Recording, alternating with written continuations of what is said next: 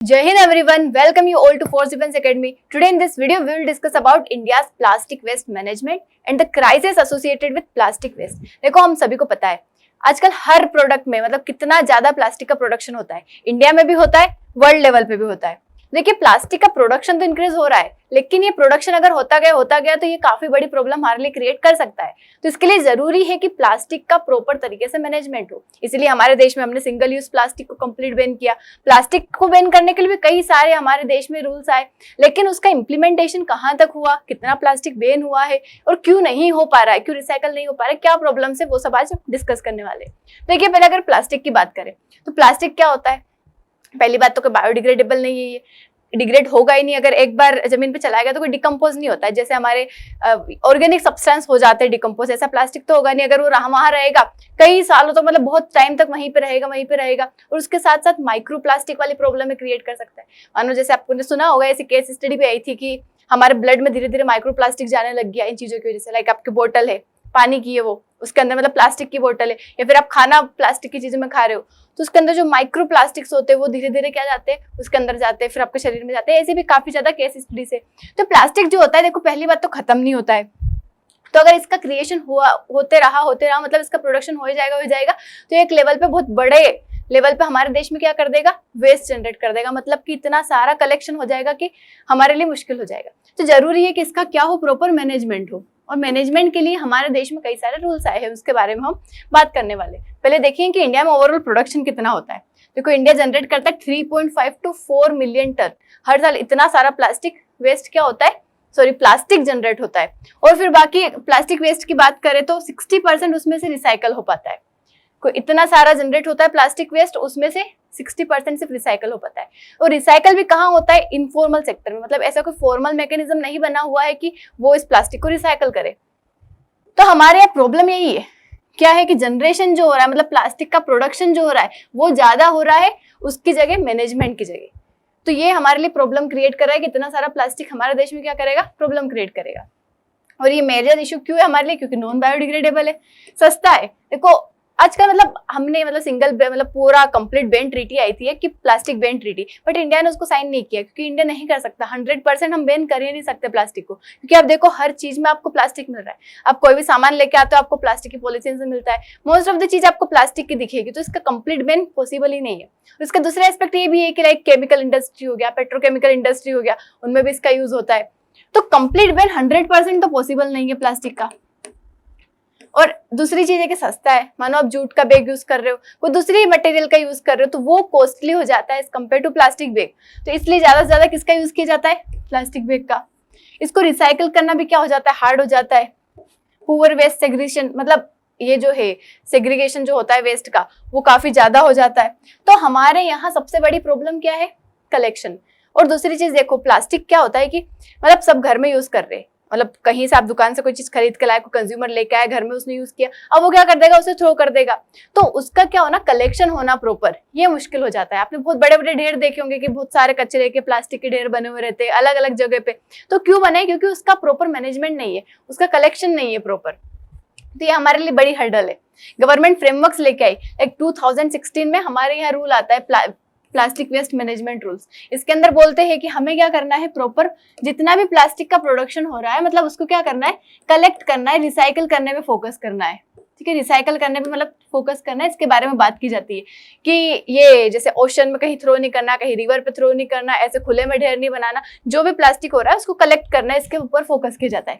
फिर वापस से 2022 में एक्सटेंडेड प्रोड्यूसर रिस्पॉन्सिबिलिटी आता है। इसका काम ये रहता है कि एक्सटेंडेड को नाम से लग रहा है प्रोड्यूसर रिस्पॉन्सिबिलिटी, मतलब यहाँ पे प्रोड्यूसर जो प्लास्टिक को प्रोडक्ट प्रोड्यूस कर रहा है या फिर जो भी पैकेजिंग में यूज कर रहा है, प्लास्टिक का प्रोडक्ट यूज कर रहा है, तो उसकी रिस्पॉन्सिबिलिटी रहेगी कि वापस से उस मटेरियल को कलेक्ट करके लाए और रिसाइकल करे। It should be the responsibility of producer. और जो भी पैक करा है, कोई भी सामान आपने प्लास्टिक के प्रोडक्ट में भेजा है, तो वहां पे उसकी रिस्पॉन्सिबिलिटी रहेगी कि वापस से उसको कलेक्ट करे और फिर क्या करे, उसको रिसाइकल करे। ये रिस्पॉन्सिबिलिटी उसको लेनी पड़ेगी। ये आया था 2022 में। कलेक्ट करना है, रिसाइकल करना है और प्लास्टिक वेस्ट को यहाँ से पूरी तरीके से खत्म करना है। तो ये ये रिस्पॉन्सिबिलिटी थी। हालांकि इसका इम्प्लीमेंटेशन नहीं हो पाया। देखो पहले रूल्स आते हैं ये 2022-23 के लिए 35%, कि आपको 35% मतलब अगर आपने 100 यूनिट प्लास्टिक का प्रोडक्शन किया है या फिर पैकेट मतलब कहीं भी यूज किया है, तो उसमें से एटलीस्ट आपको 35 यूनिट का क्या करना है, रिसाइकल करना है, मतलब उसको खत्म कर देना है पूरी तरीके से। उसके बाद ये वापस एक्सटेंड किया जाता है 23-24 के टाइम पे, कि आपको क्या करना है इसका, सॉरी ये यहाँ पे 21-22 का रूल आता है, 20-21-22 में रूल्स आते हैं, फिर 22-23 में आता है कि 70% करना है, और फिर बाद में कर देते हैं इसको 24-25 में कि 100% करना है। मतलब 100% जितना आपने प्रोडक्शन किया प्लास्टिक का उतना कंप्लीट क्या करना है, रिसाइकल करना है। और ये रिस्पॉन्सिबिलिटी रहेगी प्रोड्यूसर की, मतलब जिसने प्रोड्यूस किया वही रिस्पॉन्सिबिलिटी। जैसे हमारे देश में ई वेस्ट मैनेजमेंट का भी यही रूल है कि जो इलेक्ट्रॉनिक वेस्ट आप जनरेट कर रहे हो, मानो आपने कोई मोबाइल प्रोडक्शन किया है, ठीक है, और आपने सेल किया है किसी कस्टमर को, तो आपको रिस्पॉन्सिबिलिटी लेना है कि वो कस्टमर के पास जाए, कस्टमर यूज कर ले, और जब वो खराब हो जाए तो वापस वो दुकान वाले को दे जाए, तो उसको रिस्पॉन्सिबिलिटी लेना है। उसमें भी हमारे पास यही रूल है, EPR, एक्सटेंडेड प्रोड्यूसर रिस्पॉन्सिबिलिटी, और यही हमारे प्लास्टिक वेस्ट में भी है कि उसको रिस्पॉन्सिबिलिटी लेना है, मतलब उसको जाके कलेक्ट करना है, जो भी उसकी मेथड्स हो, बट कलेक्ट होना चाहिए 100%।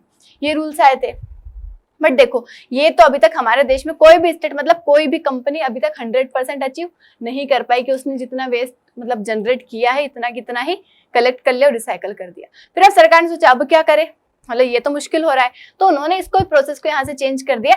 अब उन्होंने कहा, मतलब अभी जो न्यू रूल्स आए हैं 2026 में, इसमें कहा है कि मैंडेटरी रिसाइकल्ड कंटेंट को यूज करना है। मतलब जो कंटेंट मतलब अभी वो प्रोडक्ट में यूज करने वाले, मानो कोई पैकेट बनाने वाले हो, प्लास्टिक का बैग बना लो, कुछ भी हमने मान लिया कुछ बनाने वाले हो, तो जो भी चीज बनाएंगे उसके अंदर क्या करना है, उन्हें एटलीस्ट 30% रिसाइकल्ड प्लास्टिक को यूज करना है।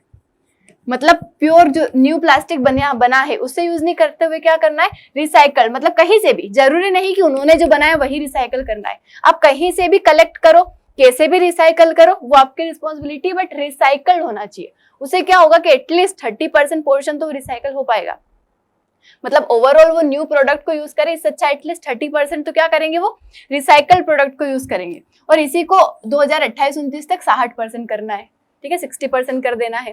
तो यहाँ पे क्या बोला है कि ऑलरेडी रिसाइकल्ड मटेरियल का आप यूज करो जो भी चीज आप बना रहे हो, और इसकी ट्रैकिंग होगी। मतलब EPR पोर्टल जो है, जो पोल्यूशन कंट्रोल बोर्ड है, उसको प्रॉपर ट्रैक करेंगे। और ये सिंगल यूज प्लास्टिक तो ऑलरेडी बैन है, ये बैन है, लेकिन फिर भी हमारे मार्केट में सर्कुलेशन में है, मोस्ट ऑफ द जगह क्या हो रहा है, यूज हो रहा है इसका। हालांकि बैन है, फाइन भी है, बट फिर भी यूज हो रहा है। और प्लास्टिक का कहाँ यूज करना, लाइक रोड बनाने में, वेस्ट से एनर्जी जनरेट करने में, इन चीजों में। जैसे वेस्ट का बनता है ना, डामर, आपने देखा होगा कि यहाँ पे इससे रोड बनता है, उसमें यूज होता है, उसके अंदर यूज कर सकते हैं। तो उस प्लास्टिक के इधर यूज करो, सही जगह यूज करो। बट हमें पता है, मतलब रूल्स आए, बट उसका इम्प्लीमेंटेशन जो है वो वीक हो जाता है। मतलब rules banana is easy, but implementation of that rules is difficult, और उसमें रिक्वायरमेंट होती है पब्लिक पार्टिसिपेशन की। मतलब जैसे प्लास्टिक बैन है, हमें पता है, बट फिर भी हम सामान लेके जब आएंगे तब हम प्लास्टिक की चीज में लेके आएंगे, तो वहां पे हमारी रिस्पॉन्सिबिलिटी बन जाती है कि अगर ये बैन है तो हम वहां पे नो कहें उस चीज को। मतलब अवेयर सिटीजन का भी होना जरूरी है साथ साथ, और बाकी जो दुकानदार दे रहा है उसको भी रिस्पॉन्सिबिलिटी लेना है कि नहीं, अगर कोई चीज बैन है तो हमें यूज नहीं करना है। तो देखो यहाँ पे ग्राउंड रियलिटी यही कि 50 से 60% इस चीज का मतलब कंप्लायंस हो पाया है, और सबसे ज्यादा is informal sector which is dominating this recycling process. उसके बाद मॉनिटरिंग यहाँ पे प्रॉपर नहीं हो पाती, डेटा गैप है। साथ ही बैन जो है, बैन किया है लेकिन उसका पुअर इम्प्लीमेंटेशन हुआ है, तो इस वजह से अभी भी प्लास्टिक मास लेवल पे डंप हो रहा है और जलाया जा रहा है। देखो इससे कई सारे पोल्यूशन होते हैं। मतलब प्लास्टिक अगर पानी में जाएगा तो डायरेक्टली वाटर को पोल्यूट करेगा, अगर उसे जला रहे हैं तो एयर को पोल्यूट करेगा, या फिर कहीं पे जमीन पे भी अगर वो पड़ा है तो वहां पे उस जगह को पोल्यूट करेगा, मतलब लैंड पोल्यूशन, सॉइल पोल्यूशन होगा। तो प्लास्टिक के कई सारे क्या है, हार्मफुल इफेक्ट्स है। उसके बाद और की कंसर्न्स क्या है कि एक तो कलेक्शन और सेग्रीगेशन नहीं हो पाता है। उसके बाद मिक्स्ड, देखो कचरा अगर आप डालते हो कहीं पे, अगर फेंकने भी जाते हो, आप थ्रो करने जाते हो गार्बेज को, तो उसके अंदर आपका हर तरीके का कचरा मिक्स रहता है। मतलब उसमें प्लास्टिक भी रहेगा, पेपर भी रहेगा, ऑर्गेनिक वेस्ट भी रहेगा, सैनिटरी वेस्ट भी रहेगा, मतलब हर तरीके का उसमें क्या रहता है, मिक्सचर रहता है। तो वहां से उसको रिसाइकल करना वो क्या हो जाता है, मुश्किल हो जाता है, क्योंकि हर तरीके का मिक्स है। इसीलिए यहाँ इंदौर में मतलब सही सिस्टम है यहाँ पे कि जो कचरे की जो वेन आती है, जो भी गाड़ी आती है, उसके अंदर अलग अलग चेम्बर्स रहते हैं, यहाँ पे यहाँ पे यहाँ पे, मतलब बहुत सारे चेम्बर्स रहते हैं उसके अंदर, कि एक में आपको सिर्फ गीला कचरा डालना है, एक में सिर्फ सूखा डालना है, एक प्लास्टिक वेस्ट के लिए पर्टिकुलर डेडिकेटेड है, एक इलेक्ट्रॉनिक वेस्ट के लिए बना हुआ है कि इसमें सिर्फ ई वेस्ट आपको डालना है, एक सैनिटरी वेस्ट के लिए है। मतलब इस तरीके का पूरा सिस्टम होना चाहिए हर जगह पे। और सिटीजन्स को भी इतना अवेयर होना चाहिए कि अगर यहाँ पे यही वाला वेस्ट डालना है तो हम उसी को वहां पे थ्रो करें, क्योंकि उससे क्या होता है, प्रॉपर वेस्ट मैनेजमेंट तभी हो पाएगा जब पब्लिक पार्टिसिपेशन होगा, जब सब लोग उस चीज को इम्प्लीमेंट करने का सोचेंगे। सिर्फ सरकार के बनाने से पॉलिसी नहीं हो पाएगा, सरकार को हमें सपोर्ट करना पड़ेगा। बट हम वहां पे ब्लेम सरकार को ही करने जाते हैं कि नहीं कर पा रहे, वो कैसे करेंगे। मतलब सरकार वहां सेंटर बैठी, वो अगर इंप्लीमेंट कर रहे हैं तो उसमें पार्टिसिपेशन लोगों का ही लगता है, और जरूरी है कि हम यहाँ पे करें। हम क्या करते हैं, मानो कचरा डालने पे अगर कोई जाएगा तो एक ही उसके कचरे की बाल्टी में उसमें प्लास्टिक का वेस्ट होगा, इलेक्ट्रॉनिक भी होगा, मतलब हर तरीके का मिक्स होगा और वो एक में डाल देगा। अब प्रॉब्लम वहां पे आती है, तो ये नहीं करना है। उसके बाद इन्फोर्समेंट ऑफ रूल्स भी थोड़ा सा वीक हो जाता है कि लोग, मतलब यहाँ पे एक बीच में आ जाता है कि फ्रॉड करना। एक ईपीआर रूल्स बनाए तब उसका फ्रॉड तरीके से मतलब पेपर बना देंगे, जैसे कि ईपीआर सर्टिफिकेट का मिसयूज कर लेना। मतलब पेपर पे तो दिख रहा है कि हाँ रिसाइकल कर रहे हैं, बट एक्चुअल में वो वेस्ट रिसाइकल हो नहीं रहा है। मतलब वहां पे वो क्या हो रहा है, पेपर पे दिखाया जा रहा है बस। उसके बाद टारगेट की डेडलाइन हम जो एक्सटेंड करते जा रहे हैं कि आगे आगे आगे तक, तो वो यहाँ पे प्रॉब्लम क्रिएट कर रहा है। उससे क्या होता है कि स्ट्रिक्टनेस नहीं आ पाती है। साथ ही ओवर डिपेंडेंस इनफॉर्मल सेक्टर पे, अनऑर्गेनाइज्ड, अनसेफ और अनरिकॉग्नाइज वर्कफोर्स यहाँ पे काम कर रही है। आपने देखा होगा बहुत सारे लोग ऐसे थैली उठा के पॉलिथीन, मतलब वो बोटल्स इकट्ठे कर रहे हैं, प्लास्टिक के आइटम्स इकट्ठे कर रहे हैं, तो इनफॉर्मल सेक्टर इसमें ज्यादा काम कर रहा है। रिसाइकलिंग एफिशिएंसी बहुत कम है, ज्यादा से ज्यादा वेस्ट क्या हो रहा है, अभी भी डंप और बर्न हो रहा है।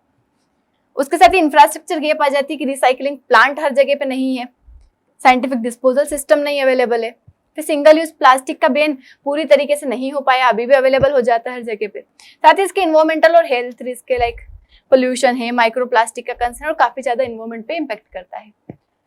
तो इंडिया में क्या है कि रूल्स की प्रॉब्लम नहीं है, India has ample amount of rules, और इम्प्लीमेंटेशन अगर उसका प्रॉपर तरीके से हो जाता है तो that would certainly be beneficial for us.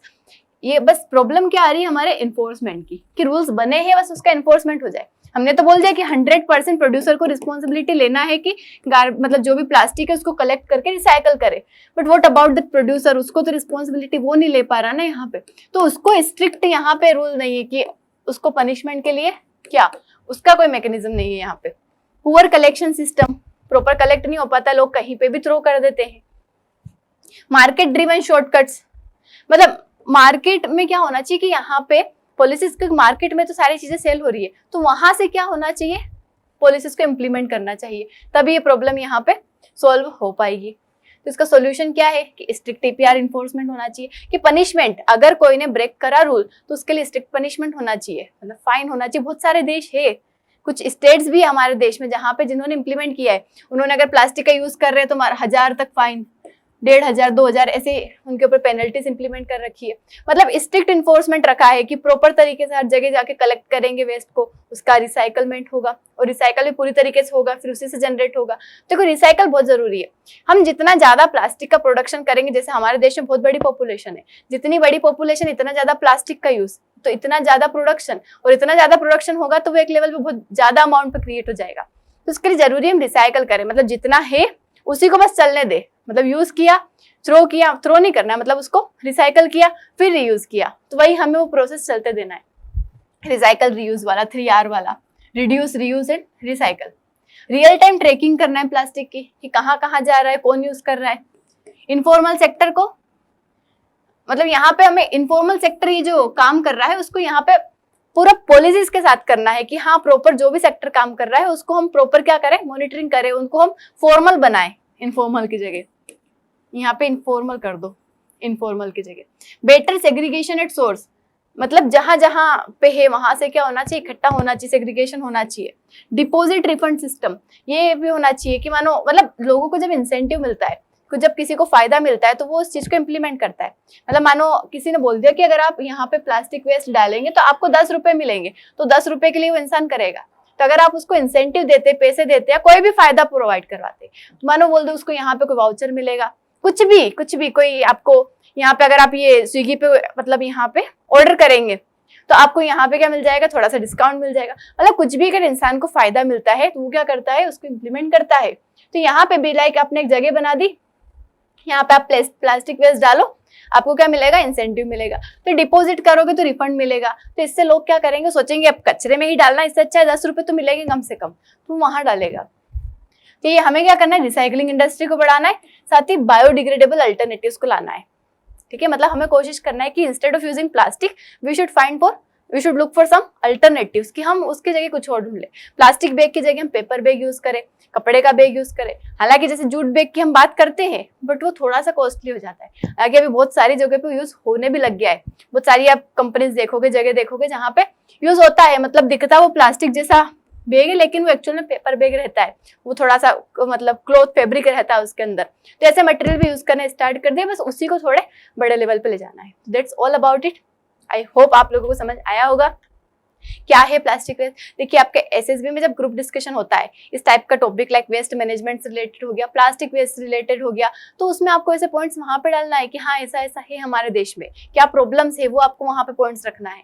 तो यहीं से समझ आता है, मतलब ग्रुप डिस्कशन में पॉइंट्स कहीं और से नहीं आते। जो आप रीड करते हो, जो आप समझते हो डेली लाइफ में, वही आप बोल पाते हो। तो ये आपको ध्यान रखना है पॉइंट्स, और वहां पे बोलना है। और अगर आप एसएसबी की तैयारी करना चाहते हो तो नेक्स्ट बैच स्टार्ट होने वाला है 15 अप्रैल से, तो फटाफट अपना रजिस्ट्रेशन करवा लेना है दिए हुए नंबर पर। That's all about it. अच्छा लगा तो लाइक शेयर सब्सक्राइब भी करना है। Thank you so much. जय हिंद।